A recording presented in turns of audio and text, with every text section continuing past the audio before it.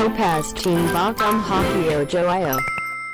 예배 자리에 나와도 찬양을 부르고 말씀을 들어도 아무 감흥이 없고, 기도를 해도 어떻게 기도하는지도 모르고 하나님의 음성을 듣는 게 뭔지도 모르고, 그리고 하나님과 교제하는 방법이 뭔지도 모르는 사람은 아무리 교회에 앉아있고 헌금을 100만 원, 1000만 원 드려봤자 그 사람은 하나님의 긍휼에서 벗어난 자이고 하나님의 백성이 아니라고 하나님께서 말씀하고 계신 거예요. 그래서 지식이 없어서 망하는 거는 목회자나 일반 성도나 아무 그런 구별이 있는 것이 아니고, 목회자라 할지라도 하나님을 모르는 사람이 천지에 많이 있고, 일반 백성이라고 해도 목회자보다 더 신실하게 하나님을 아는 백성들이 이 땅 가운데 공존하고 있다는 것입니다. 공의를 심고 인애를 거두라. 심고 거두는 것은 하나님이 정하신 방법이에요. 자연적 공의라는 것은 말 그대로 하나님께서 창조하신 피조 세계의 그 모든 자연스러움의 공의, 그리고 도덕이라는 것은 우리의 삶 가운데 우리가 마땅히 행해야 될 그런 공의, 그리고 법이라는 것은 최소한의 공의, 이렇게 구별할 수가 있다는 거예요. 그런데 이 자연적인 공의는 우리가 다른 말로 본성 또는 본능이라고 할 수 있고, 도덕적 공의는 양심, 이 법은 율법이나 헌법으로 이야기할 수가 있습니다.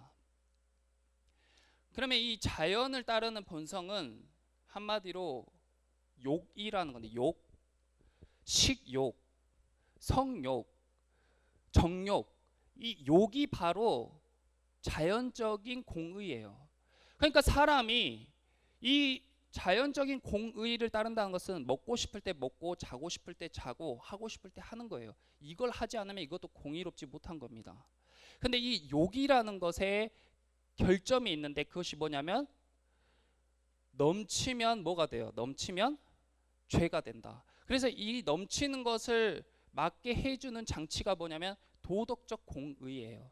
그래서 이 양심을 하나님이 사람의 마음에 심겨주셔서 이 욕구가 정도를 넘지 않도록 조절할 수 있게 해주셨어요. 이 양심으로. 그리고 이 법은 뭐냐? 이 욕의 최소한, 사람이 넘지 말아야 될 선의 최소한이 법이에요. 이 세 개를 다 잘 지켜야 되는데, 사람이 막 태어나면 이 자연적인 공의는 참 잘 지킵니다. 자기가 먹고 싶으면 먹고 자고 싶으면 자고 놀고 싶으면 놀고, 이것은 어린애도 다 잘 지켜요. 그래서 이거는 육적인 공의입니다. 육적인 공의. 그런데 이제 사람이 배우고 익히고 학습할수록 이 혼적인 공의를 배우게 되고 그것을 실행하게 되는데, 그게 법이라는 거예요. 배운 사람들은 그래서 법을 더 잘 지킵니다. 근데 여기에서 머무르는 게 아니라 어디까지 가야 되냐면 영적인 공의를 지키는 데까지 가야 되는데, 그게 흔히 말하는 도덕법이에요. 양심의 법이에요. 그러니까 하나님을 따르는 사람들은 여기까지 가야 되는데 여기까지만 간 거예요. 그래서 부유하고 경제적으로 성장한 나라와 백성들이 딱 이 정도만 지키는 거예요. 그리고 이 법에 저촉되지 않는 죄를 마음껏 저지릅니다. 그러니까 일반 백성들, 가난한 사람들이 굉장히 어렵고 피폐한 삶을 살게 되는 거예요. 마음은 자꾸 도덕과 양심은 어려운 사람들을 돌아보라고 계속해서 말하는데 무시하는 거예요. 무시하고 나는 법대로 해, 나는 법만 잘 지키면 돼, 그리고 내 자연적 욕구를 따라 살 거야, 이렇게 사는 거예요. 그렇게 살기로 작정한 사람들에게 하나님이 얼굴을 돌리셨다, 그 이야기입니다. 그런데 참 감사하게도 여기에서 그쳤으면은 우리가 다 심판받아야 될 사람들인데, 여기서 그치시지 않고 하나님이 호세아서 후반부에 가면 하나님께서 그들을 향한 11장 8절에 에브라임이여 하고, 이스라엘의 다른 이름이죠. 에브라임이여 내가 어찌 너를 놓겠느냐, 내가 어떻게 너를 놓겠냐. 놓겠다고 분명 앞쪽에 그렇게 말씀하셨는데 후반부에 가서 내가 어찌 너를 놓겠냐, 이스라엘아 내가 어찌 너를 버리겠냐, 내가 어떻게 너를 아드마같이 놓겠냐, 어찌 너를 스보임같이 두겠냐, 내 마음이 내 속에서 돌이켜 나의 긍휼이 온전히 불붙듯 하도다. 하나님께서 버리기로 작정을 했는데, 하나님이 마음을 굳게 먹고 나 이제 얘네 내 백성 아니야 하고 마음을 굳게 먹었는데 하나님의 마음 안에 긍휼이 불일 듯해서 어쩔 수 없이 하나님의 마음을 돌이킬 수밖에 없었다는 것이에요. 그래서 다시 한번 말씀하고 있습니다. 너희가 공의를 심고 인애를 거두라. 인애는 무엇이에요? 하나님 사랑, 사랑의 자죠. 하나님 사랑, 이웃 사랑이에요. 하나님을 사랑하지 않는 사람이 어떻게 이웃을 사랑할 수 있냐? 그 어불성설이죠. 그리고 하나님을 사랑한다고 입으로만 고백하는 사람은 인애가 없는 것입니다. 공의를 심어야 인애가 있는 것인데, 공의는 다른 말로 충성이기도 하고 예배이기도 한 것이에요. 예배를 심어야 인애는 이 삶의 모양을 나타내는데, 하나님을 사랑하고 이웃을 사랑하는 삶의 모양을 나타낼 수 있다. 예배에 성공해야 삶 가운데도 성공할 수 있다, 이 말입니다. 그런데 어떻게 하나님을 사랑하는 마음이 없는 사람들이 사람을 사랑할 수 있고 공의를 실현할 수가 있겠는가? 마치 이런 겁니다. 순교를 하면 다 천국 가나요? 그런 거 아니에요. 일제강점기 시대에 신사참배를 하거나 아니면 일본에서 그리스도인들을 핍박할 때 예수님의 얼굴이 그려진 판을 놓고 거기를 밟으라고 했어요. 근데 그걸 못 밟아서 순교한 사람들이 수도 없이 많습니다. 그런데 무조건 그것을 안 밟고 순교하면은 천국 가는가? 그것이 아니라는 거예요. 아, 난 정말 하나님 믿는 마음은 없지만 천국 가고 싶으니까 안 밟고 버틸래 하는 사람은 마치 나는 저 남자의 재산이 너무 좋아서 저 남자는 정말 싫지만 내가 참고 결혼한다, 이런 마음과 똑같은 겁니다. 나는 예배가 정말 싫지만 부모님의 권유 때문에 어쩔 수 없이 예배 자리에 내가 앉아 있는다. 하지만 내가 독립하는 그 순간 나는 떠날 거야. 이런 마음으로 앉아 있는 사람. 난 정말 이 헌금을 드리기가 아깝지만 보는 사람들의 눈이 많으니까 나는 그냥 헌금할 거야.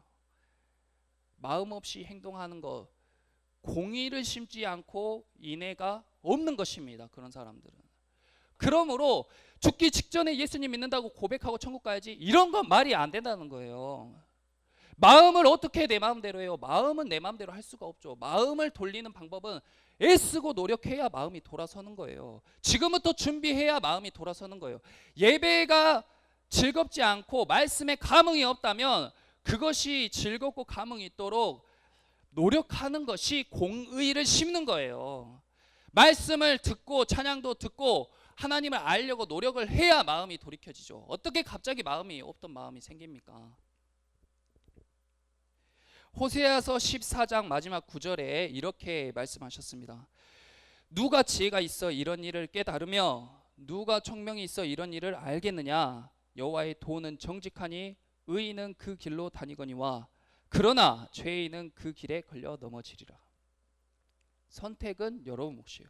하나님이 우리에게 돌리시기로 한 그 마음을 한 번 더, 불릴 듯한 긍휼한 마음 때문에 한 번 더 돌이키셔서 예수님을 보내주시고, 우리가 사는 이 시대 2020년에 호세아가 살던 시대와 동일한 지금 현상이 일어나는 이 시대에 성도들을 흩으시고 성도들에게 계속해서 메시지를 보내고 있습니다. 내가 수많은 선지자를 너희에게 보냈는데 그 선지자들이 영원히 살 것 같냐?